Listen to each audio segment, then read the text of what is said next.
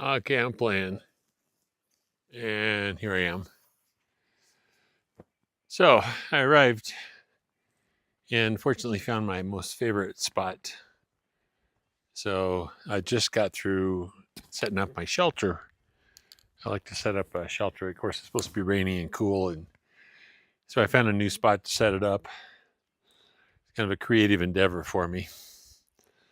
So I thought I would just give you a glimpse, a tour of my camp spot here. So I'm going to turn this camera around so I can show you what I'm seeing. So here's the road coming in. It's really rough, but it wasn't too bad. It's a four-wheel drive road, and my trusty Subaru will get right down there. And so I felt really fortunate, and also the fact that on the way in here, I never saw another camper. Cool. So this is my spot. There's the new tent. It's the largest tent I've had. Well, I've had one that was a condo that I could stand up in, but it wasn't very functional. So this is my new tent. First time I'm using it. And last time I was here, I woke up in the morning and just on the other side of those logs, after I heard some chomping sounds and stuck my head out, that's where the moose were grazing. So I'm setting up my tent and then noticing, yep, if you don't know it, that's moose scat. So here's my spot. I've been entertained all afternoon by the chipmunks, which has been kind of fun. And I put out one hummingbird feeder. It's early up here, so I'm not sure if I will see anything or not. So this is the meadow where I saw the moose a couple of years ago when I was up here. That was September. I'm going to swing back around here. So here was my space. Since I've gotten here, I haven't heard another human voice. That's the shelter I just built. I always bring tarps. And in the front, there's a couple of posts. I just had to go scrounge and find a couple of posts the right height or cut them to the right height.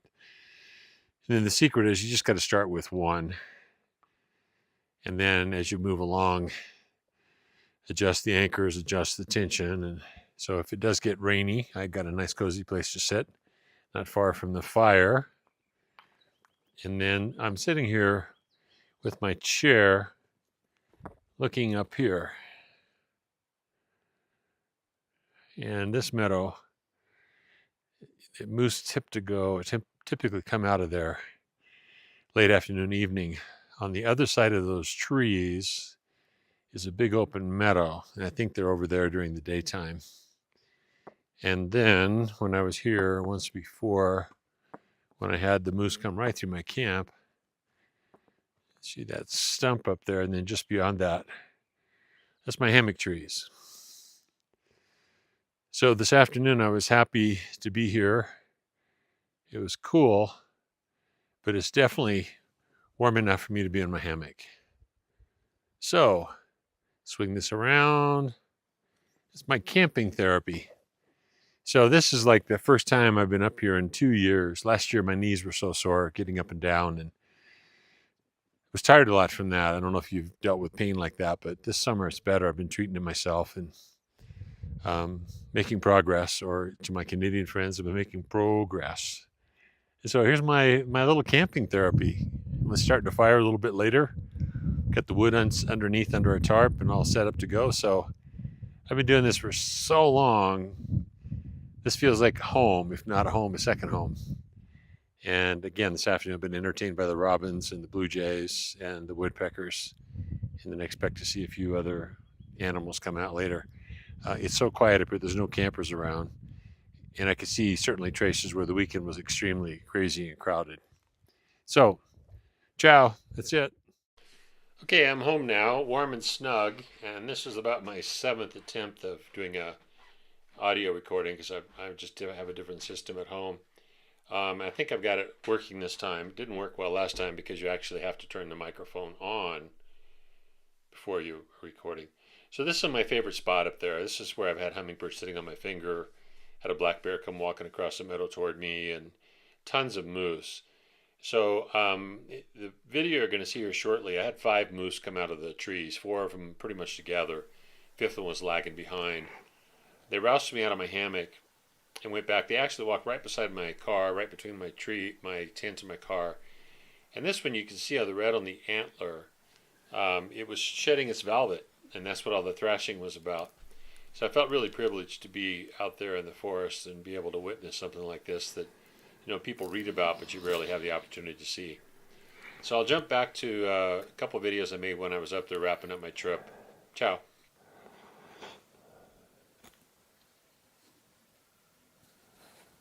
Here's my Wednesday afternoon.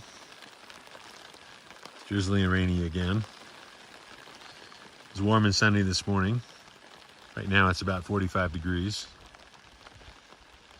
And it's extremely peaceful and quiet. There's nobody around.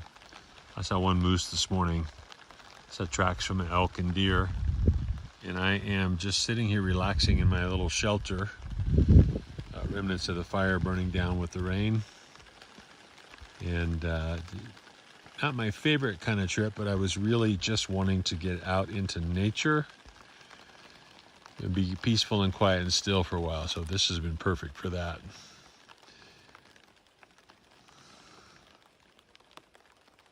Shh, hear that? Good morning from here.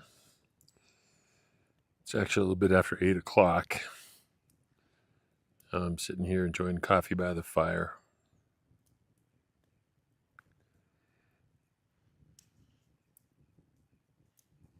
Had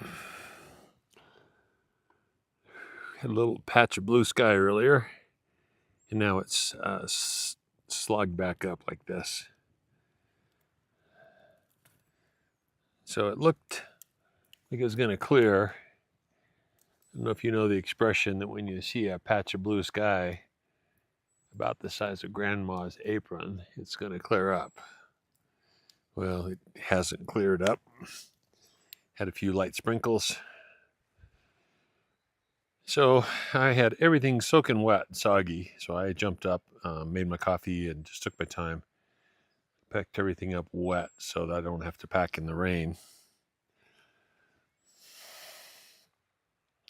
Rained hard last night. 4:30 in the afternoon, it was 43 degrees. This morning, there was ice on the back of my Subaru. And I just love these sparkly little raindrop crystals. So here's the area. Right there in the middle is a dead cedar, dead pine tree, and right to the left of that, another. Below that is that willow bush. That's where I saw the moose yesterday before it disappeared.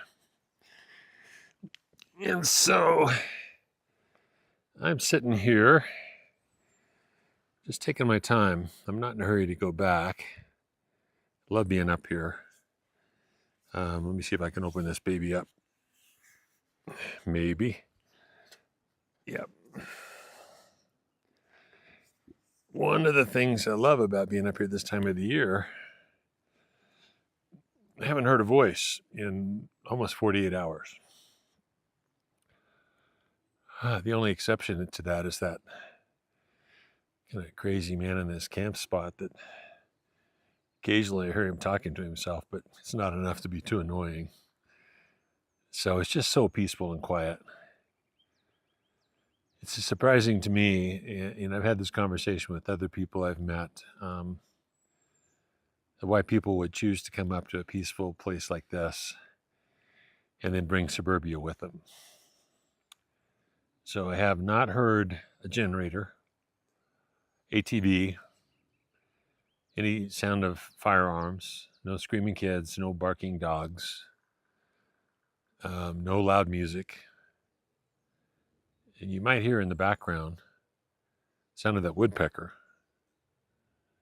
Geese and ducks flying over. I saw 3 elk yesterday. And I spend a lot of time just sitting here being, which is just my favorite thing. So no responsibilities, nothing to distract my attention. And I know how to sit and just be still for long periods of time. It's like a silent retreat for me.